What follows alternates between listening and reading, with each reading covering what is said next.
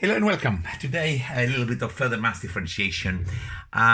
It's why further maths? I mean, what we're trying to do is actually to show that the differential with respect to x of the log of some trigonometric expression simplifies to that. It doesn't actually need further maths. You can actually just get on with it, and I'll be interested to see if any straight mathematicians are patient enough and good enough to tidy this up and eventually get it to this form: half of cot x square rooted minus half of tan x also square rooted. Whether the further maths comes into all of this, it will make life a lot easier if you spot something, which of course is further maths knowledge. So let's have a look. Log, some lump and a square root. These are logarithmic forms of the r sine and the r cos. So these are kind of things that I guess we should really know them by heart, although they're in the formula booklet. The r sine of x is the log of x plus the square root of x squared plus 1. The same way, the r cos of x is identical to the log of x. Pardon me again. My latest video is just full of cough. I do apologize. It happens when I just talk for too long. That's one of the reasons I don't teach anymore. I can't really speak for a prolonged amount of time.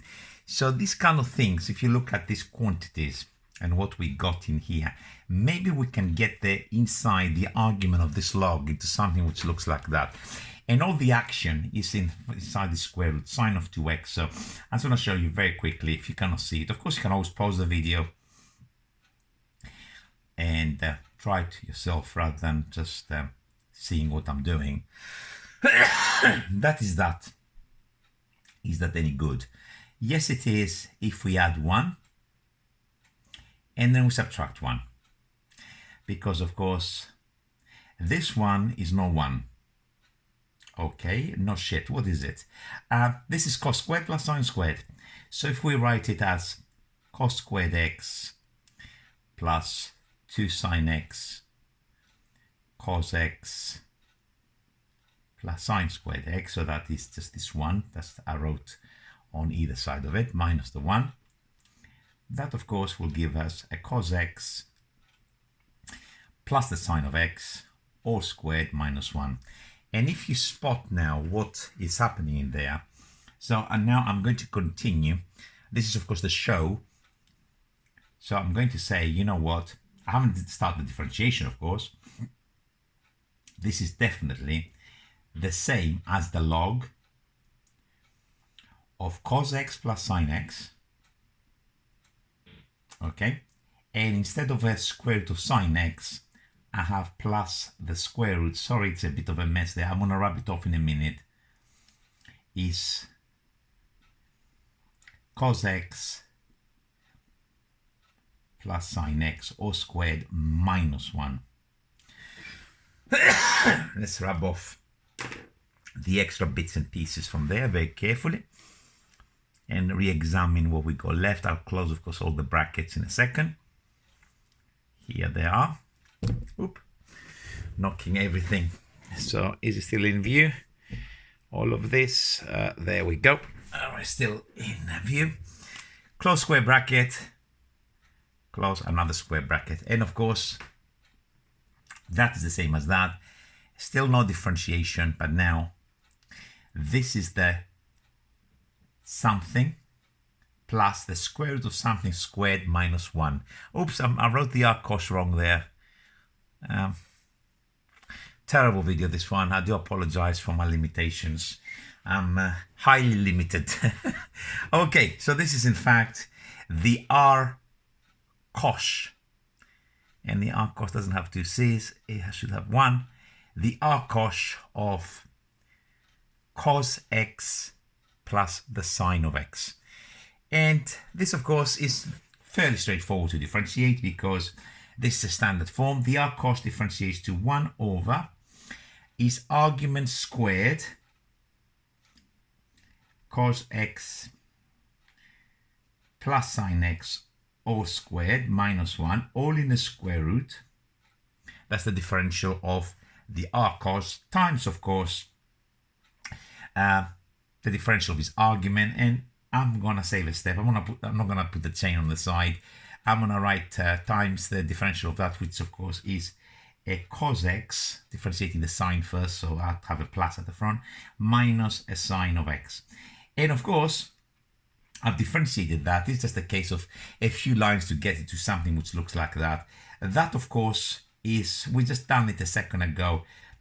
Let me just write it again just for completeness. Plus 2 sine x cos x, and in this particular case, minus the 1 there, cos x minus sine x. So that's the expansion up to here, minus the 1. Cos squared plus sine squared is equal to 1, minus 1 cancels. And after that, I'm going to split the fraction, and I'm going to have there 2 sine x cos x minus the sine of x over the square root of 2 sine x cos x. And the answer, of course, will follow, because if I put everything into a square root, that will go cos squared. So if I cancel it, I'll have a 2 at the bottom, a sine, and a cos on the top, minus exactly the same thing but symmetrical, 2 cos x with a sine x, which of course is the answer that we're required to get. I don't know how you found this particular one. Often, you know, I do say to people, because they say to me, oh, that wasn't hard, sir, or in the past people used to say, and I say, listen, everything, once the man who knows how to do the job, it doesn't matter what skill it is, whether it's mathematics or, I don't know, laying bricks, it looks very, very easy when he does it. It's not actually as straightforward or as easy as you might think. I mean, it takes a lot of skill to actually manipulate and see all these kind of things. But I will say, if you tried it to go with the normal differentiation from normal maths, where you have to differentiate this log with this terrible argument in there, I'm gonna wish you good luck. I certainly, I don't know, if you give me £100, will I have attempted it? The answer is probably not. The way I feel at the moment, I'll say, keep your £100. I'm not doing it. Okay, I hope you enjoyed this one, and you followed what I've done there with the hyperbolics. I want to see you real soon. Bye for now.